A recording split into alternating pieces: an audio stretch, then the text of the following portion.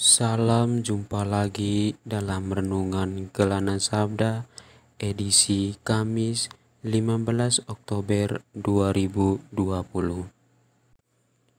Injil yang hari ini kita renungkan bersama diambil dari Lukas pasal 11 ayat 47 sampai 54.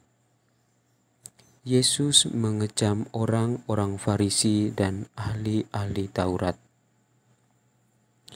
Celakalah kamu, sebab kamu membangun makam nabi-nabi, tetapi nenek moyangmu telah membunuh mereka.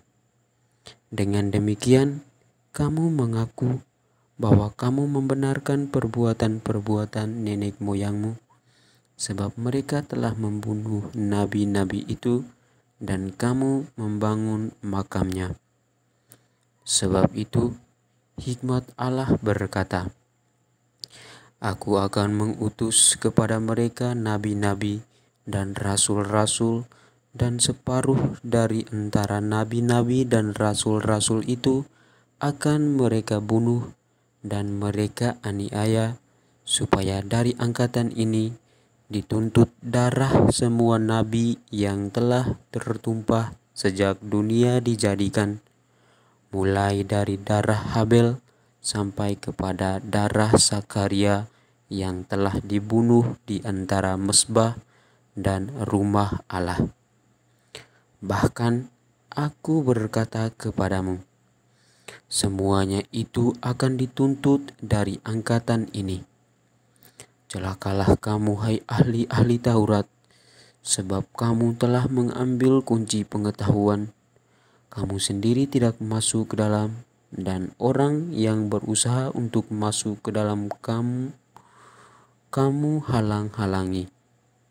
Dan setelah Yesus berangkat dari tempat itu, ahli-ahli Taurat dan orang-orang Farisi terus-menerus mengintai dan membanjirinya dengan rupa-rupa soal. Untuk itu, mereka berusaha memancingnya supaya mereka dapat menangkapnya berdasarkan sesuatu yang diucapkannya. Demikianlah Injil Tuhan kita.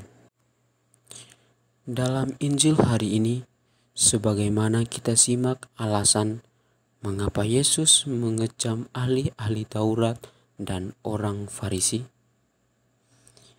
Bapak, Ibu, saudara-saudari terkasih dalam Tuhan kita Yesus Kristus. Bertolak dari pertanyaan ini, kita dapat mengetahui karena ahli-ahli Taurat dan orang-orang Farisi, merekalah yang sudah terpilih untuk menjadi pemimpin bagi sesamanya. Ketika fakta tidak kita peroleh demikian, sangatlah bertolak belakang seperti apa cara kepemimpinannya yang dilakukan segelintir orang ini, yakni orang-orang Farisi dan ahli-ahli Taurat, sangatlah kacau dan menyesatkan. Alasan Yesus sangat jelas, bahwasannya Yesus mengecam semua ahli-ahli Taurat dan orang Farisi sebagai pemimpin yang sudah dimandatkan kepada mereka. Namun, di sanalah hanya terdapat kepalsuan dan kemunafikan semata. Ibu bapak yang terkasih, mengapa kemunafikan dan kepalsuan? Karena para ahli-ahli Taurat dan orang Farisi melaksanakan segala tugasnya hanya untuk menutup kesalahan serta keburukan mereka. Dalam bacaan Injil sudah jelas mengatakan bahwa para ahli-ahli Taurat dan orang-orang Farisi membangun dan menata makam para nabi-nabi yang telah dibunuh oleh nenek moyang mereka. Padahal kita sangat mengerti dan mengetahui kalau para nabi ini adalah semua utusan Tuhan untuk menghantar dan mengatur umatnya kepada kebenaran.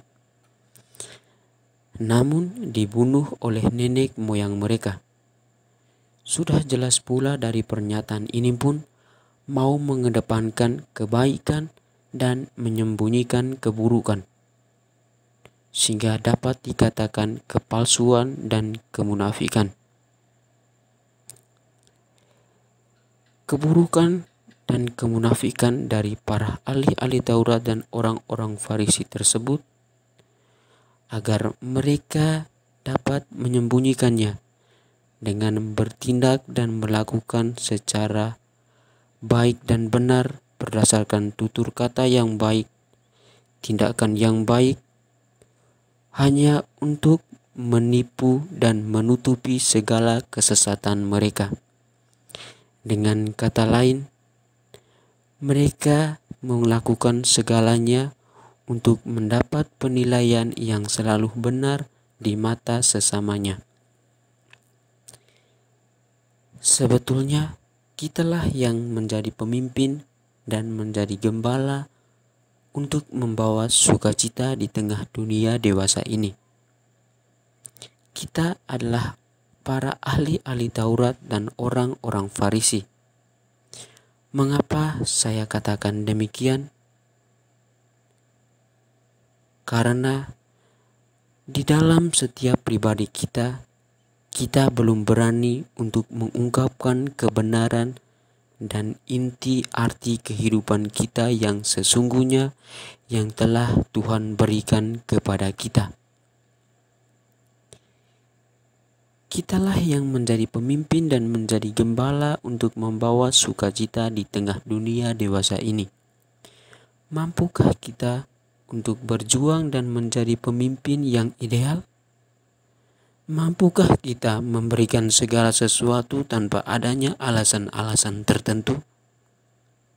Ibu bapak saudara saudari seiman, mari kita belajar bersama Santa Teresia dari kanak-kanak Yesus yang kita peringati hari ini, yang dengan tulus membawa kabar gembira dan warta sukacita dengan penuh ketulusan tanpa adanya alasan apapun yang mengikatnya.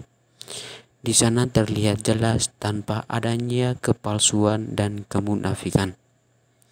Dan yang terpenting bagi kita semua adalah kita mencoba belajar untuk menjadi diri sendiri dan bukan kepalsuan, kemunafikan yang keluar dalam setiap pribadi kita.